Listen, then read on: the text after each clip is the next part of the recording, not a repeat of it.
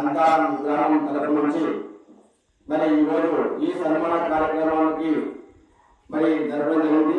ఈ సన్మాన కార్యక్రమం ఉద్దేశించి మన గ్రామంలో 2023లో మన గ్రామం నుండి ఒక 18 మంది యువకులు మన కానిస్టేబుల్ అప్లై చేసిండ్రు. కానీ అందరూ కష్టపడారు, శారీరకంగా కష్టపడారు, కానీ ఆ ఫలితం జరగలేదు.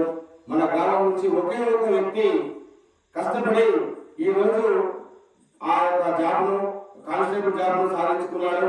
రేపు 19వ తారీఖు మరి ట్రైనింగ్ కోర్టుల సందర్భంగా మరి గ్రామ పెద్దలు భజన మండలి అందరూ కలుసుకొని ఈ యొక్క చిరు సన్మానం చేయడం జరిగింది మన గ్రామం తరఫున.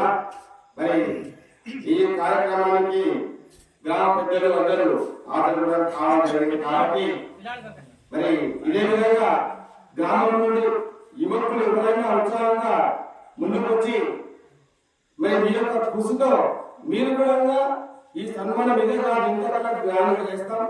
కాబట్టి ప్రతి ఒక్కరు నేనెందుకు తక్కువ అన్న కాన్సెప్ట్ పెట్టుకొని అందరు శాశ్వతంగా కృషి చేయాలి. ప్రతి ఒక్క ఇంట్లో ఒక జాబ్ వర్కర్ ఉండాలి.